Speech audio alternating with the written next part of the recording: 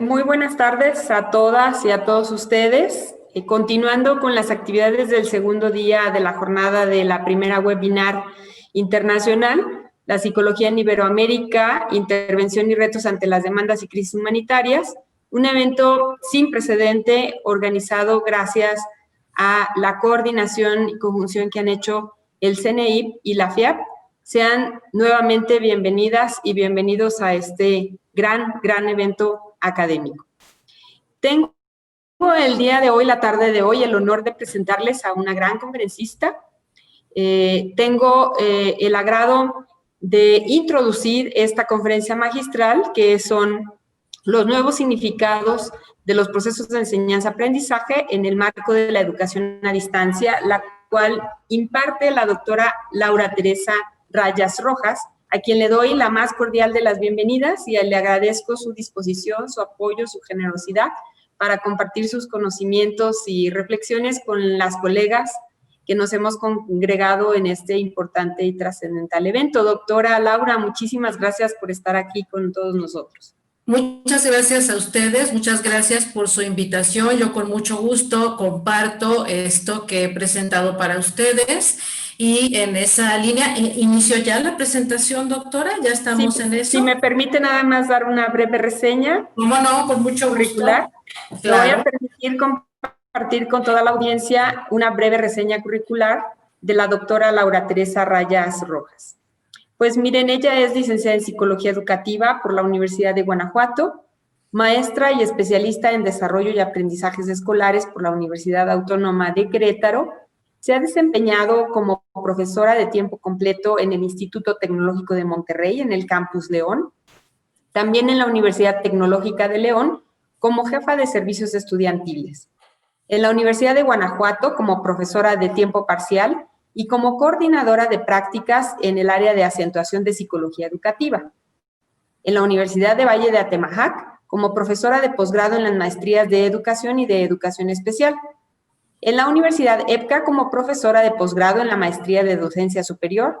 En la Universidad de Guanajuato, como profesora de la licenciatura en psicología y en la especialidad en terapia familiar. En la Universidad Iberoamericana, como profesora de licenciatura en psicología y de posgrado en la maestría en psicoterapia. Ha dictado cursos relativos a las puestas en práctica de estrategias de lectoescritoras dirigidas a niveles de educación básica y educación superior. También ha sido facilitadora en diplomados de tutoría psicopedagógica para niños y adolescentes. Ha sido distinguida con mención honorífica en la obtención del diploma de especialista en desarrollo y aprendizaje escolares, en la obtención del grado de maestría en desarrollo y aprendizajes escolares y en la obtención del grado de doctora en psicología, con reconocimiento como profesora especialista de la Academia de Ciencias Sociales de la Universidad del Valle de Atemajac. Por si fuera poco, ha sido ponente en congresos nacionales e internacionales. Algunos de ellos son el cuarto seminario de lectura en la Universidad en Tlaxcala, con la ponencia Las y los estudiantes, escriben y reflexionan ensayos. En el octavo Congreso Internacional Cátedra UNESCO para el mejoramiento de la calidad y equidad para la educación en América Latina, con base en lo que es y cómo es un ensayo académico. También en San José de Costa Rica, en el 13º Encuentro Latinoamericano de Lectura y Escritura, con la ponencia El ensayo académico desde las perspectivas psicológicas y pedagógicas, en Santo Domingo, República Dominicana, entre otros. Es autora también de libro y de artículos, entre los que se encuentran las aportaciones de la psicología para la comprensión del proceso de producción del ensayo académico, los y las estudiantes universitarios producen y reflexionan ensayos, los estudiantes universitarios ante la escritura del ensayo académico, dificultades y posibilidades, y los estudiantes de psicología transforman sus criterios para elaborar ensayos académicos, entre otros.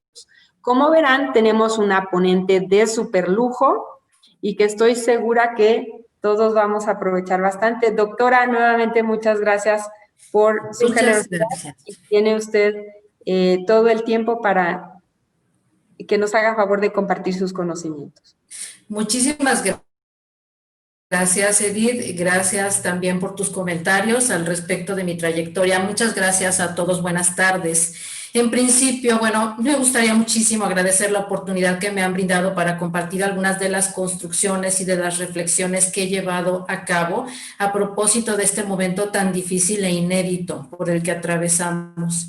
Sí es importante, quiero decirles con mucha honestidad que en algunas partes de mi discurso me voy a asomar en mi calidad de profesora que está orientada a formar colegas que luego se integrarán a nuestra comunidad disciplinar, la psicología. Y en este orden de ideas, pues sí quiero expresarles en principio que reconozco que lo que voy a presentar aquí no es de ninguna manera algo acabado, todo lo contrario, creo que es un modesto esfuerzo por sistematizar algunas inquietudes que me invaden en torno a los procesos de enseñar y de aprender en este momento tan inédito, tan raro.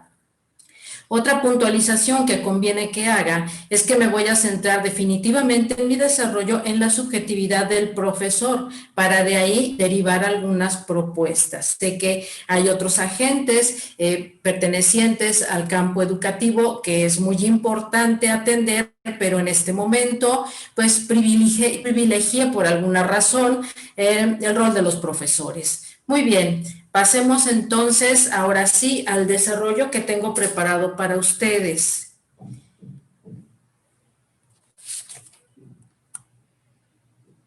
No sé qué sucede, que no... Ok. No me registra el avance de página.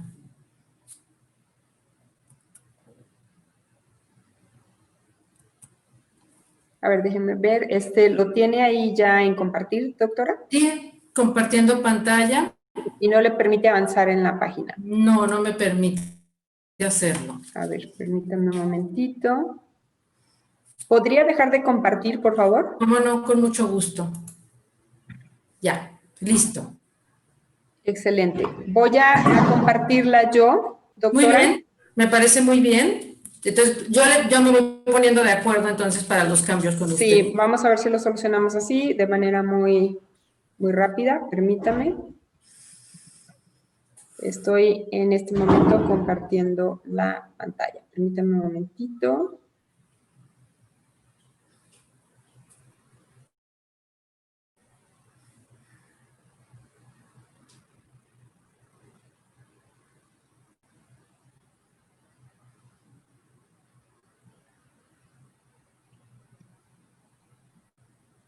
Vamos a compartir. Y usted me dice, doctora, si le está viendo bien. Ahorita se está viendo la presentación. Ahora sí. Usted me indica, con gusto le apoyo. Sí, muchas gracias. Iniciamos con la primera diapositiva, doctora, si fuera tan amable. Muy bien, pues entonces, como íbamos ya diciendo, comenzaré lo que traigo preparado en esta ocasión para ustedes.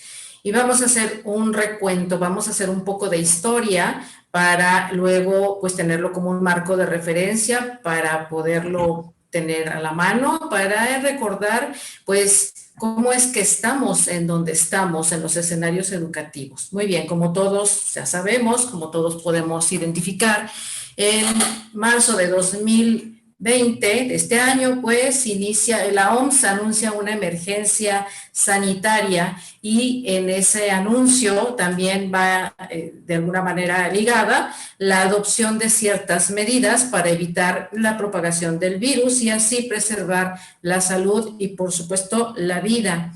Es así que bueno, los gobiernos adoptan ciertas pautas en las cuales la característica esencial es la no cercanía física. Entonces, bueno, pues esto nos afecta grandemente en muchos sectores, en diversos sectores, entre ellos, por supuesto, el educativo, de manera muy particular en las aulas, en estos espacios educativos en los que nos desenvolvemos profesores y alumnos. Entonces, bueno, sucede que tanto alumnos como profesores nos encontramos ya en escenarios muy distintos a aquellos a los que estábamos acostumbrados de un momento a otro. Estamos conviviendo, sí, ciertamente en aulas, ahora con el pequeño detalle que estas aulas son ahora digitales. Muy bien. Siguiente lámina, doctora, por favor.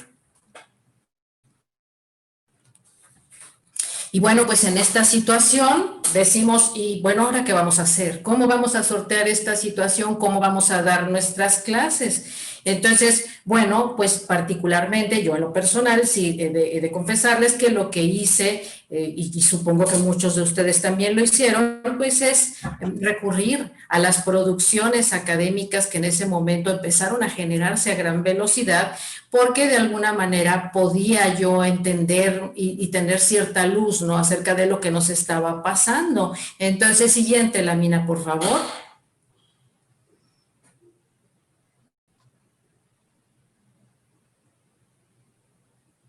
Pues como iba diciéndoles, definitivamente resultaba tranquilizador documentarse acerca de estas producciones académicas.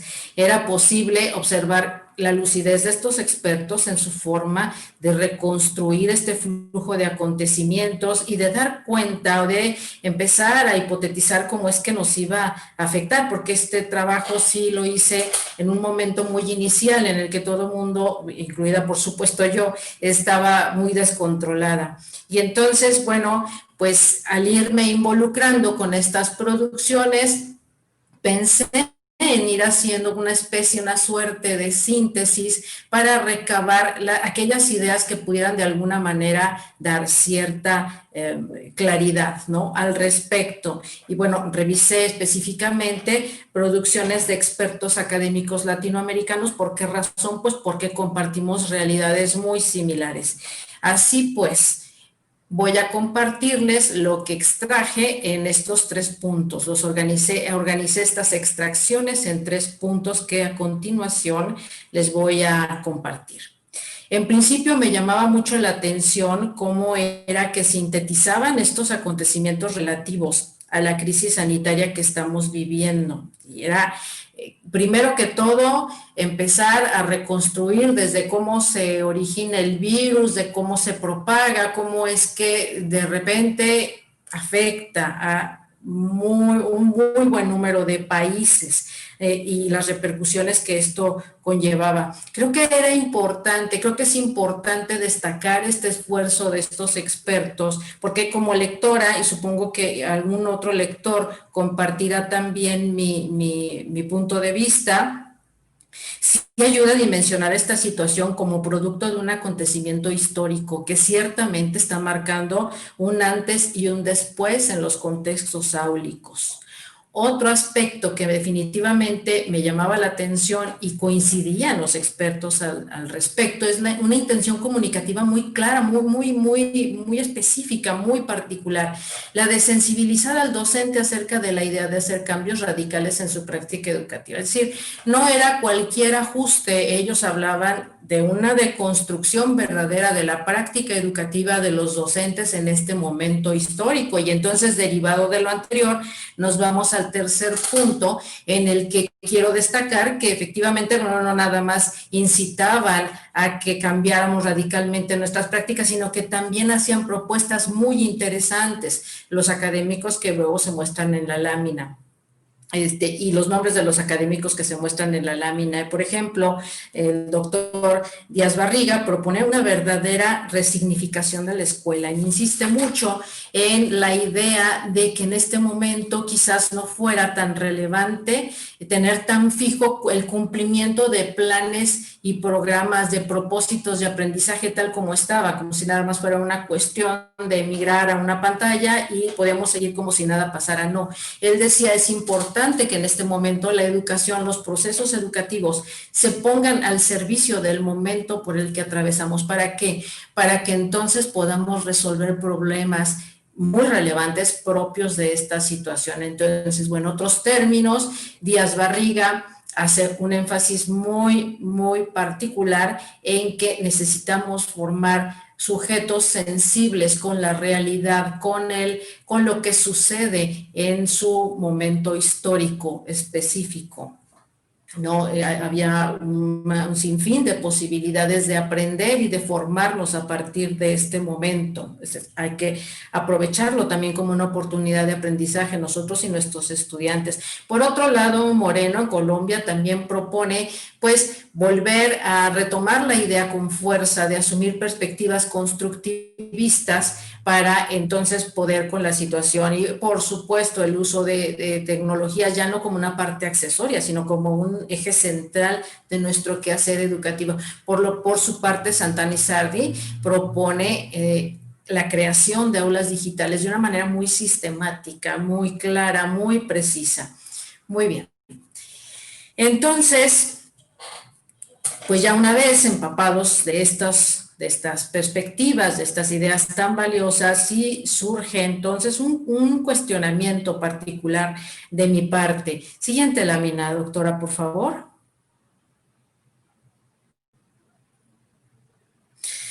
Efectivamente, estas aportaciones de estos expertos son verdaderamente valiosas porque pues sí dan lucidez. Pero por otro lado también estoy segura que marcarán puntos importantes con relación a los procesos epistemológicos de cada una de las disciplinas orientadas a la educación, ¿sí?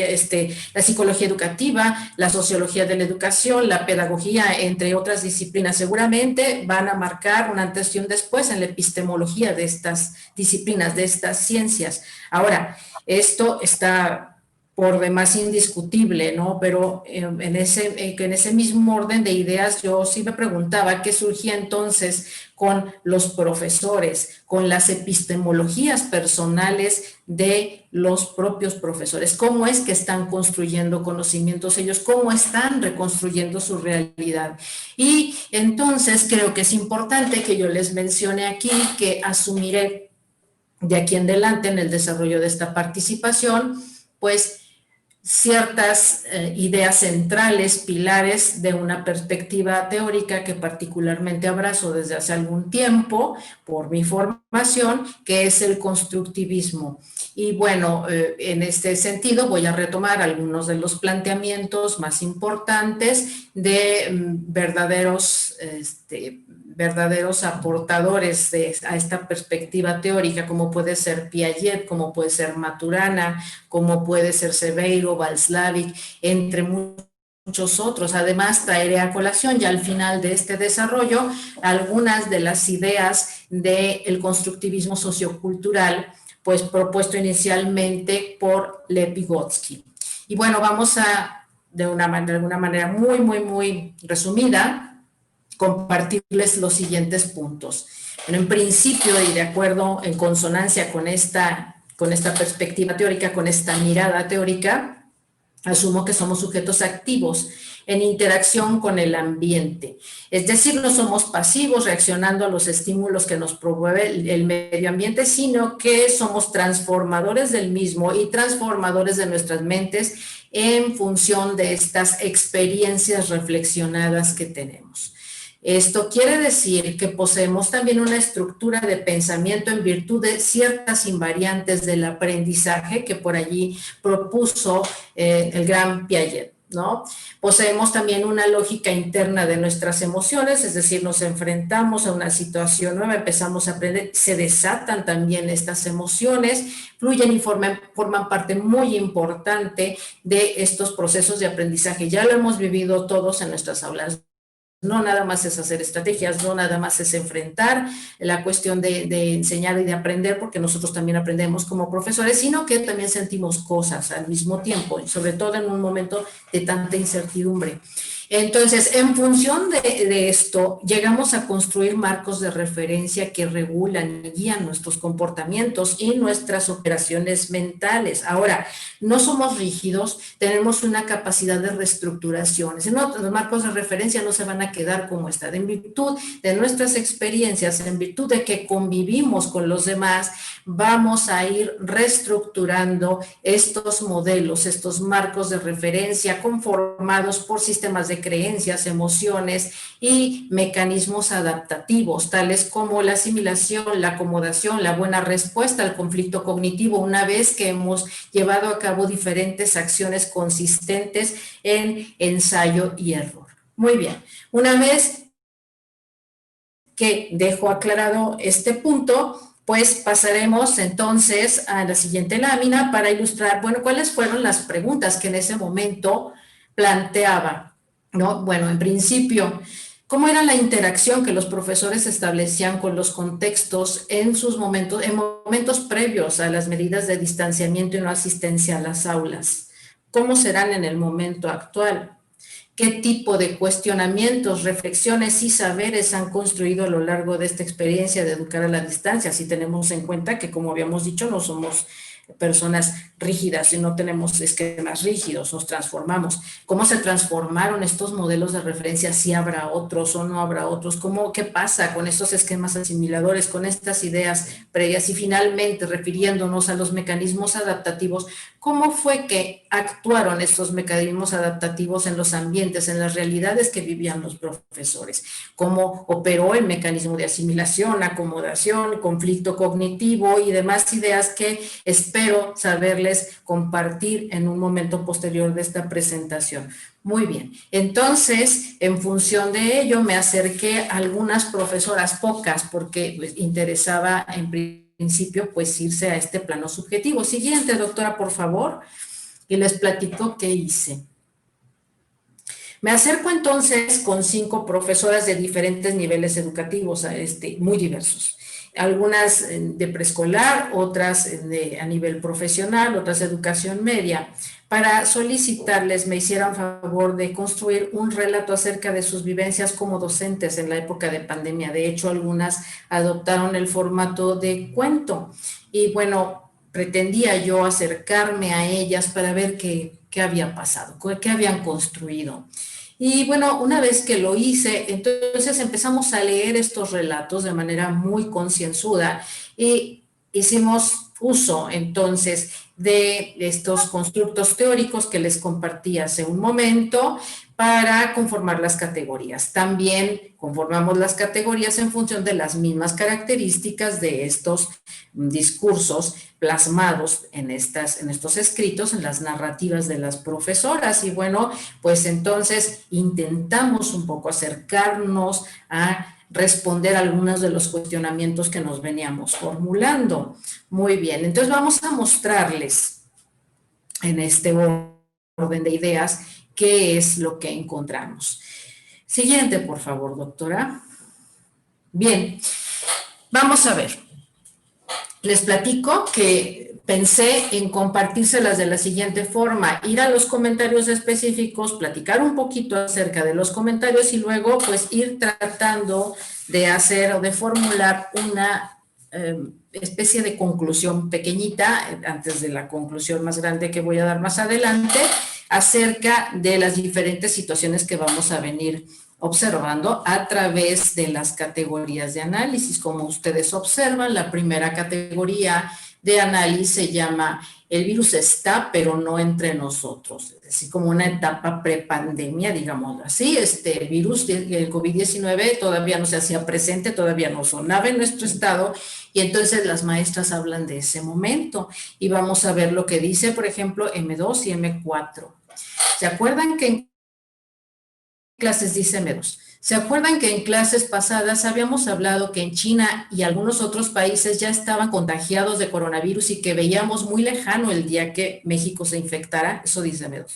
Mientras tanto, M4, en un relato que tomó la forma de una especie de cuento, dice acerca de sí misma: la maestra estaba muy emocionada por haber tenido un excelente convivio y kermés aquel 13 de marzo y al igual esperaba ver a sus alumnos después del puente para que le contaran cómo le habían pasado. Pero ya había amenazas de que se suspendían las clases por 40 días para prevenir las infecciones de COVID. Bueno, muy bien, comentemos un poco estos dos fragmentos de narrativa. Y bueno, en principio, creo que sí se observa muy claramente, se observa muy bien la cotidianidad de estas profesoras, cada una de ellas en sus esferas educativas. Entonces, bueno, ¿Qué podemos observar a través de sus expresiones muy lejano, potencialmente peligroso? Bueno, en principio creo que sí podríamos decir que el virus figura ya en sus marcos de referencia como un elemento que tienen en mente. Es decir, han construido un esquema o idea previa acerca del virus. Ahora, ¿hasta dónde potencializa su mirada? Bueno, sí creo que potencializa la mirada de estos profesores hasta cierto punto, ahora que lo ven como algo muy lejano o potencialmente peligroso. Es una amenaza que está en otro lado, pero aquí no. Y puede llegar, pero todavía no se ve por dónde vaya a llegar. Muy bien. Entonces, ¿qué podemos decir al respecto? Podríamos proponer, quizá en otras palabras, que a partir de estas expresiones podemos identificar que las ideas o esquemas previos de estas profesoras aún no se traducen en una interacción tal que implique un comportamiento u operación mental que vaya más allá del pensamiento o de una conversación. Ese es el comportamiento de una conversación que sostuvieran de manera informal con sus alumnos ya al terminar la clase. No pasa todavía de ahí.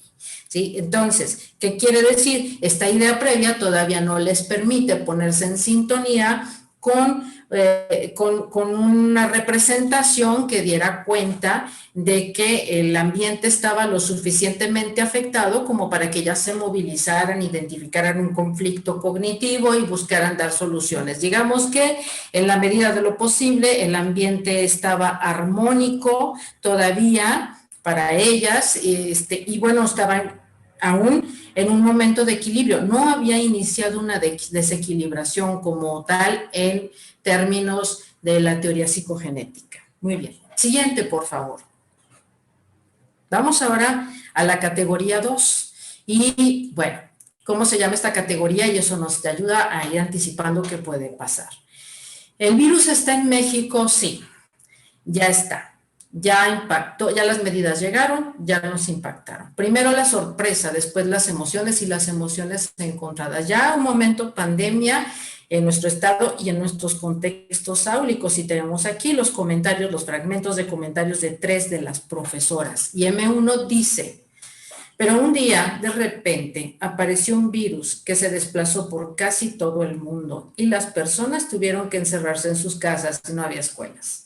M2, por su parte, dice: el COVID es algo que nos tomó por sorpresa. Y M5 dice: llegó una noticia que nadie esperaba. Esta noticia impactó a las maestras, era algo inesperado. Muy bien. ¿Qué podemos identificar a partir de estos comentarios? Si nos detenemos un poco en las marcas lingüísticas que emplean estas profesoras, podemos identificar con facilidad el de repente, el nos tomó por sorpresa, el llegó una noticia que nadie esperaba, el era algo inesperado.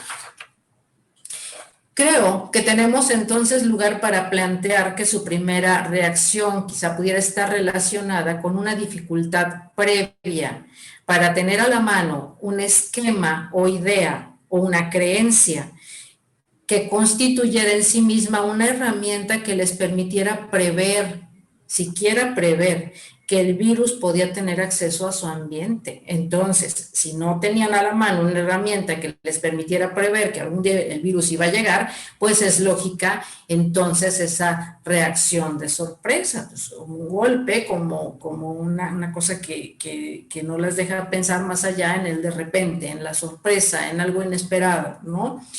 Bueno, muy bien. Entonces, siguiente, por favor, doctora.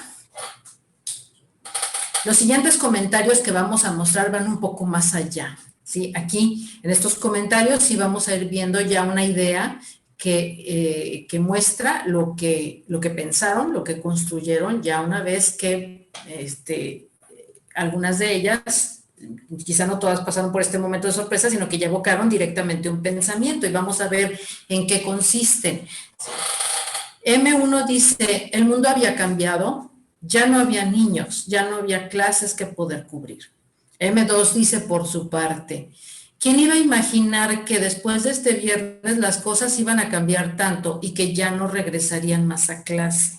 Por su parte, M4 dice: la maestra C estaba muy triste, pero a su vez muy pensativa, imaginando cómo es que ahora daría sus clases, ya que algunos de sus alumnos no tenían los suficientes recursos para tener acceso a internet. Y bueno, M5 dice, se sentía angustiada de qué pasaría en los próximos meses. Vámonos por partes.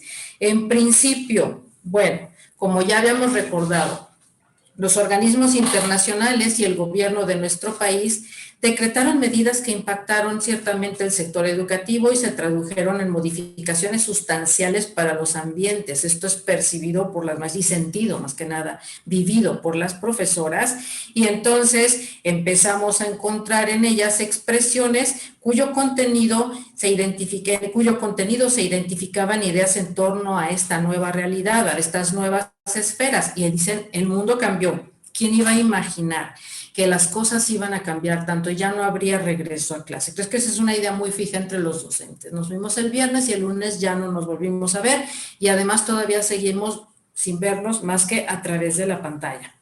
Muy bien, entonces, en principio el mundo cambió, la esfera cambió, es perceptible para estas profesoras, son sensibles a ello. Ahora, vamos entonces a los comentarios que se muestran, al contenido de los comentarios de M4 y de M5. Ellas más bien dan como un paso a la emoción, aunque también tienen ciertas ideas como M4, ¿no? El asunto de los alumnos, de la representación que tiene de los alumnos. Y bueno, ¿qué es lo que sucede con ellas? Pues una de ellas está angustiada porque no sabe qué le depara el futuro, y la otra está más bien triste y asocia esta idea a una representación que tiene de ciertos alumnos suyos que no cuentan con los recursos tecnológicos que son necesarios para llevar a cabo una educación a la distancia. Pareciera entonces que, de acuerdo con la epistemología personal de estas profesoras, no encontraban en sus mentes, en sus mapas mentales, en sus esquemas, entre sus ideas previas, aquellas que les evocaran ambientes por lo menos semejantes. En M1 y en M2 se ve claro, a esta esfera con la que ya debían relacionarse, ¿no? Ellas no encontraban, de acuerdo con esto que se ve, no encontraban algo que se pareciera siquiera. Y bueno, la emoción invade a otras de ellas, como estamos reiterando en este momento. En términos empleados por Severo y por Václavic, entonces podríamos decir, adoptando alguna expresión de ellos, que identificaban en estas dos esferas no muchas semejanzas y sí muchos distingos, y esto hacía que les costara mucho trabajo asimilar la nueva información. Podríamos hablar entonces en términos psicogenéticos de que estaban en un franco momento de desequilibrio estas profesoras. Muy bien. Siguiente, por favor. Nos vamos ahora entonces a analizar otro tipo de reacciones, sí, que también pudieron observarse en los relatos, y vamos a los comentarios específicos. Y dice M3, una ventaja que teníamos como escuela es que ya contábamos con una plataforma digital en la cual enviábamos actividades y se podía mantener cierto contacto con alumnos y padres de familia. M5 dice, entonces ella llegó a una conclusión, la cual dijo, si todas las mamás de mis alumnos están dentro de WhatsApp, podré enviar actividades y temas vistos por este medio. Muy bien. En función de estos comentarios, podríamos decir que ya ellas evocan alguna idea que les permite establecer un puente, aunque sea frágil, entre el ambiente previo y el nuevo ambiente, entre la nueva esfera en la cual tendrán que interactuar. Y en ese puente está de alguna manera conformado por esta idea de si ya hemos empleado recursos tecnológicos, ¿no? Entonces, bueno, ¿qué podremos decir en términos psicogenéticos? Podríamos afirmar que han asimilado una información nueva proveniente de sus contextos. Ahora, qué tan exitosa sea eso ya es otra cosa, pero sí han asimilado una nueva información consistente en ya no podemos dar clases presenciales. Entonces, esta idea va a tratar o va a intentar combinarse con la idea previa, consistente en este caso específico en la forma en que daban clases con una tecnología, con una herramienta tecnológica. Y bueno, en este sentido sí podemos ver que el uso de la tecnología que hacían pues era muy limitada, era dar actividades y era enviar actividades a través del grupo de WhatsApp de las mamás. Entonces, Sí, nos vamos a atrever a decir en este momento, porque luego vamos a ver el análisis de un caso que va dando cuenta de más transformaciones, que este proceso de asimilación, y de hecho creo que todos lo vivimos, este proceso de asimilación no fue suficiente para que las personas no se sintieran rebasadas por la complejidad implícita de su nueva realidad, del nuevo objeto de conocimiento. Y bueno, ¿cuántos de nosotros no experimentamos o no nos llegaron comentarios de nuestros alumnos en los que nos decían, esto parece activitis, ¿no? Estamos cumpliendo puros pendientes y no sentimos que estamos aprendiendo nada, nos están invadiendo de actividades, nos llegan a las 2 de la mañana, etcétera, etcétera. Un montón de comentarios que recibimos en este sentido.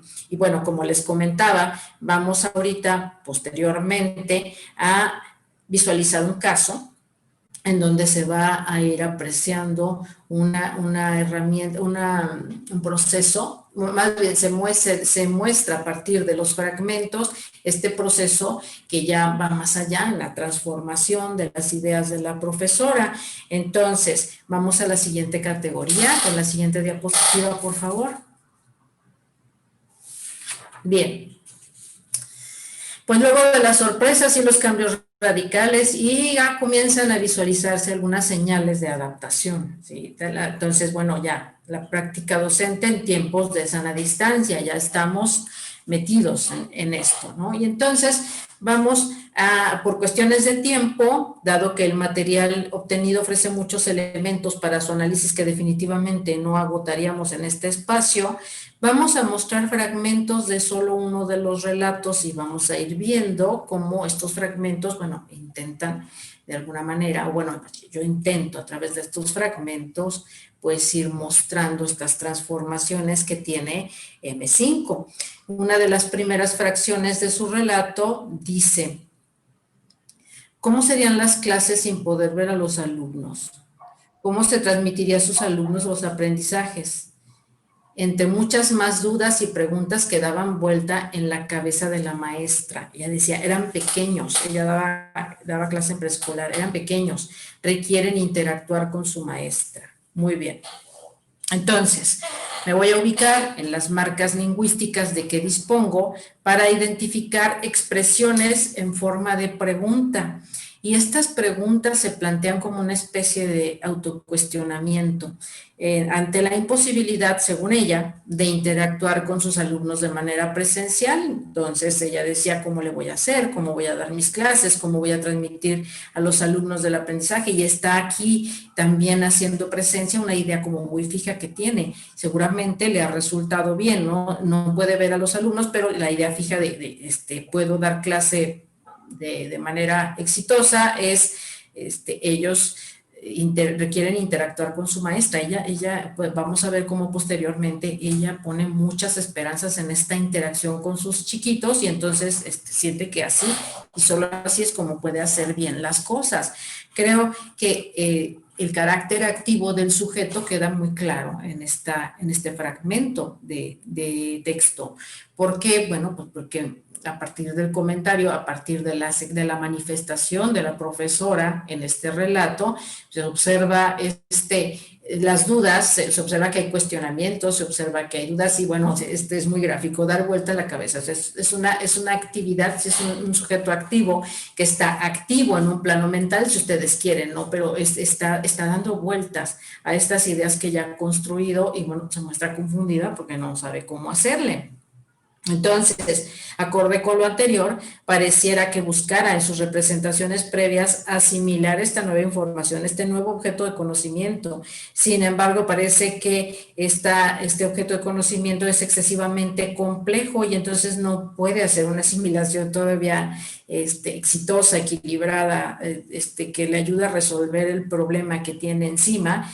Y bueno, esta idea tan sólida que se refleja en la maestra puede ser hasta este momento un eje rector de su práctica educativa y está muy bien, pero también puede estarla limitando en tanto que no le permite observar otras aristas del fenómeno. Está, como dijera Piaget, en un proceso de centralización que le impide ver otras aristas del fenómeno y por lo tanto lo vuelve deformante, percibe solo y privilegia solo una parte de la realidad o de las características del momento por el que atraviesa y más de el acto de dar clase, ¿no?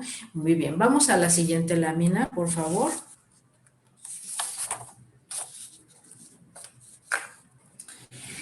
Y bien, este fragmento es muy interesante. Dice, pasaban los días y la maestra decidió buscar estrategias para poder enseñarles a los niños. En un inicio solo les mandaba audios indicando la actividad, les mandaba canciones contadas para que no olvidaran la voz de su maestra. Sigue presente esa idea, ¿no? Y trataba de mejorar.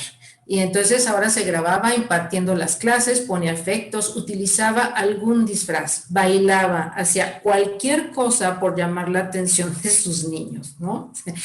Hacía todo lo que le tuviera a la mano porque le interesaba que sus niños la vieran, que le llamarles la atención y sobre todo mantener un vínculo con ellos. Ahí está esta idea muy presente de la profesora por no perder a sus chiquitos, porque le siguieran poniendo atención. Entonces, bueno, pues definitivamente otra vez se reitera el carácter activo del sujeto. Ella primero busca entre su mente qué le puede ayudar y luego va a sus esferas, va a su medio ambiente y entonces busca y encuentra, ¿no? Encuentra elementos que ya, en donde ya las tecnologías van más allá de comunicar o de estar mandando actividades que ella proponía en el contexto previo. Y bueno, sigue protegiendo esta idea del vínculo con sus alumnos.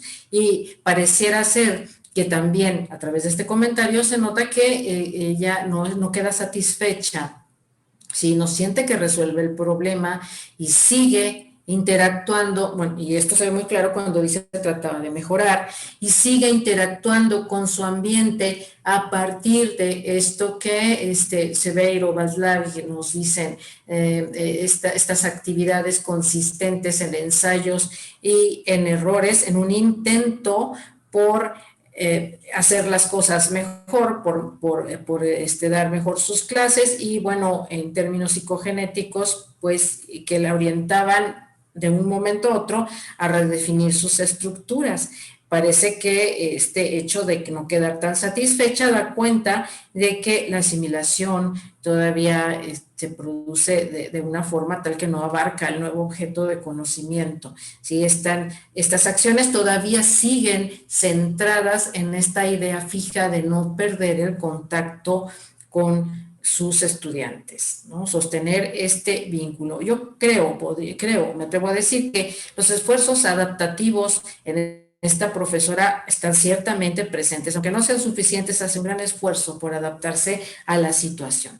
Vamos ahora a la siguiente lámina para ilustrar, pues, el último punto que quiero compartirles. Y bueno, dice M5, con el paso del tiempo, la maestra se daba cuenta de lo capaz que podía llegar a ser. Investigaba en internet algunas estrategias, dinámicas que se le ocurrían. Así fue como poco a poco la maestra se fue empapando un poco más de la tecnología y todo lo que le hacía brindar para hacer su trabajo docente. Bueno, entonces creo que ya en este punto, bueno, sí ya se ve una transformación en la maestra que la deja más satisfecha, sí ya sus búsquedas son más intencionadas, ya parece ser que en su mente se han estructurado ideas, esquemas previos que ya le permiten a ella, como dice, que se le ocurran dinámicas y entonces ya las propone. Muy bien, y bueno, definitivamente parece ser que la perspectiva que tiene alrededor de la tecnología cambia para emplearla de una manera mucho más amplia. Entonces podríamos decir aquí que quizás ya lo que significa para ella las tecnologías o el uso de las tecnologías, pues se amplió. Entonces, siguiente lámina, para dar una idea general de lo que constituyó el proceso de esta profesora, podríamos decir que definitivamente asume un rol activo en su ambiente. En virtud de la actividad que pone en juego en su contexto, experimenta el no ser capaz de asimilar la información procedente de un nuevo ambiente, desde su perspectiva muy desconocido para ella, y experimenta el hecho de que la complejidad implícita en el nuevo objeto de conocimiento rebase sus esquemas asimiladores. En tercer lugar, nuevamente en su calidad de sujeto activo, experimenta, se enfrenta, ensaya, hierra, comete errores y, bueno, entonces en función de ello, pareciera que transforma sus formas de pensar acerca de la tecnología. Y no necesariamente estoy implicando que haya surgido nada más esta transformación en la tecnología, seguramente había habido otras más, pero la maestra se refirió en su relato exclusivamente a esas. Entonces, la tecnología constituye algo más que un vehículo para comunicarse con ellos o para enviar actividades. Y la empieza a observar como una herramienta muy generosa para su desempeño docente. Creo que entonces, en función de este proceso de adaptación, la profesora quizás ha iniciado un proceso de resignificación de los procesos de enseñanza-aprendizaje que tiene a su cargo. Definitivamente no estamos agotando todo, habrá mucho más que decir. Y creo que en este momento es que podemos empezar a hablar de una resignificación en la subjetividad del profesor. Siguiente, por favor.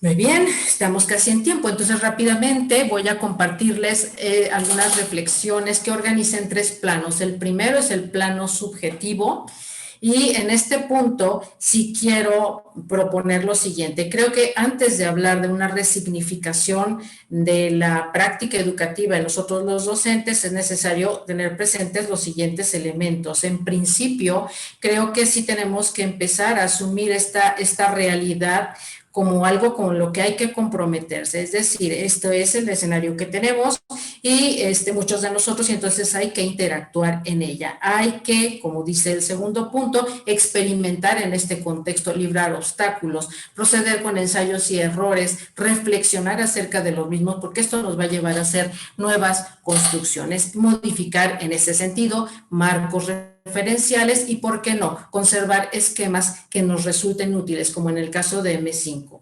Es importante entonces concientizarnos de estas transformaciones porque al momento de concientizarnos de las mismas, las convertimos en herramientas que podemos emplear y tener a la mano para asumir nuestra responsabilidad como docentes. Siguiente, por favor.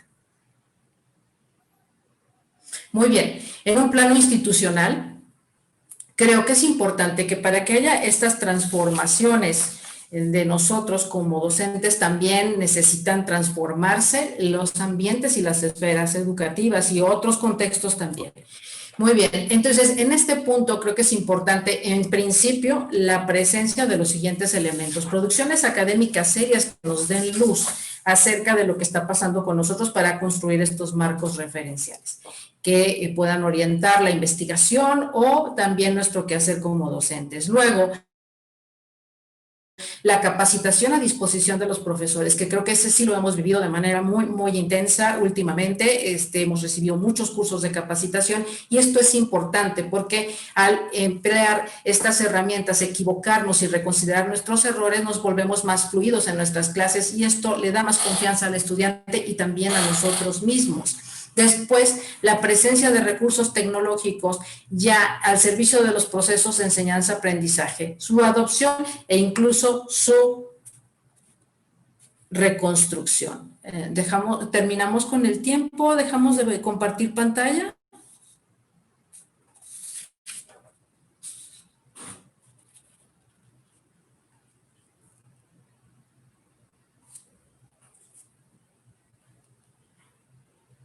Ok. Bien, ya es muy poquito lo que falta, entonces espero poder compartirles todo. Ya vamos hacia la... Ok, todavía un poco más.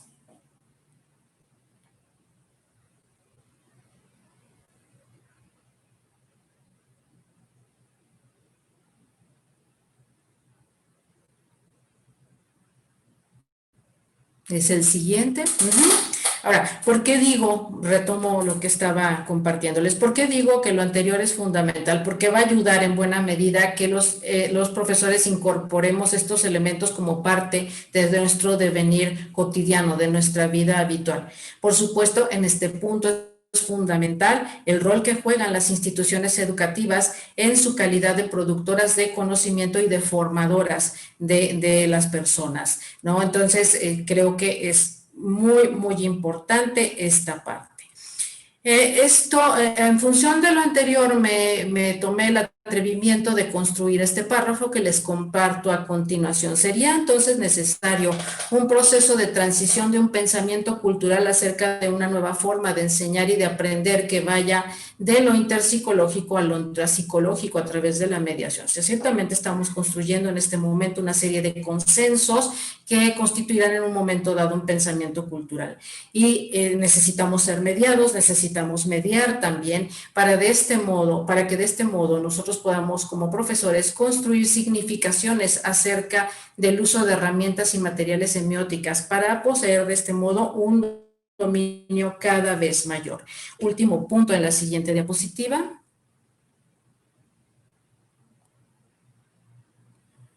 Bien, vamos a los retos y desafíos. Como ya he dicho, este trabajo es solo un modesto esfuerzo de sistematización. De ello se desprende que de ningún modo es abarcativo de otras circunstancias que resultan absolutamente preocupantes para quienes nos dedicamos a la educación. Me refiero específicamente a las condiciones de inequidad existentes en nuestro país. Evidentemente, no todos nuestros estudiantes están en las condiciones de las maestras que nos hicieron favor de compartir su experiencia. No todo el mundo cuenta con los recursos económicos, tecnológicos para enseñar y aprender a la distancia. Efectivamente, es necesario darse a la tarea de adentrarse en esta diversidad de condiciones, acercarnos a ella, conocer las construcciones, las reflexiones, las ideas que se están construyendo, los sentires también, para poder entenderlos y entonces sí construir junto con ellos, justo con estas poblaciones, propuestas acordes, contextualizadas y no descabelladas. De conformidad con esto último, sostengo entonces la siguiente, por favor. Tenemos mucho por hacer. Hay mucho que investigar, hay mucho que documentar, hay mucho que repensar. Muy bien, pues muchas gracias. Un placer.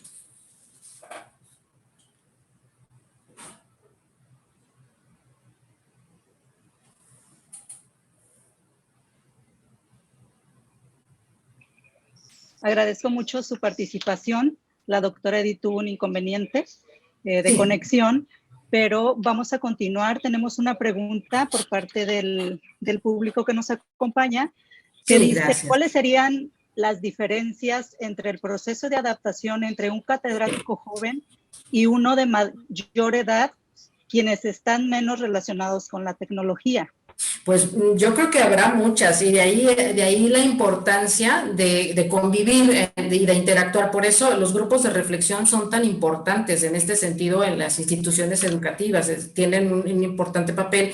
Se conjuntan experiencias de profesores jóvenes. Yo he aprendido mucho de profesores jóvenes, he de decir, porque ellos nacieron en esta era de la tecnología, nosotros no. ¿No? Se les ocurren más cosas, es su contexto nato, ¿no? Poseen también más recursos acerca de los cuales pueden represarse actividades de aprendizaje que resulten interesantes para los chicos, porque una de las cosas más importantes y que genera más éxito en las aulas ahorita es mostrarles cosas que les interesen. Están en un adormecimiento tal que necesitamos moverlos y conectarnos con ellos. Muchas veces ellos están en otro plano en este momento. Sí, he tenido también oportunidad de conocer la perspectiva de los estudiantes. Ellos están preocupados por otras cosas. Nosotros estamos preocupados por enseñarles. Ellos están muy preocupados porque perdieron sus ambientes, sus interacciones sociales. Entonces, importante, estos profesores jóvenes sí conocen, están un poco más cercanos en tanto generaciones a los chicos, ¿no? Con los que nosotros trabajamos, y entonces nos pueden dar herramientas muy importantes. Yo lo veo más en pro de que me pueden enseñar a de que yo les puedo dar. O sea, yo me siento en un momento más como en la disposición de cómo lo vives tú, ¿no? Ahora, bueno, ya la formación teórica, los grados académicos, pues es algo que se puede compartir relativamente de forma más fácil, ¿no? Ahí están los textos, los podemos discutir, pero los momentos históricos a los que pertenecemos, eso sí ya es otra cosa.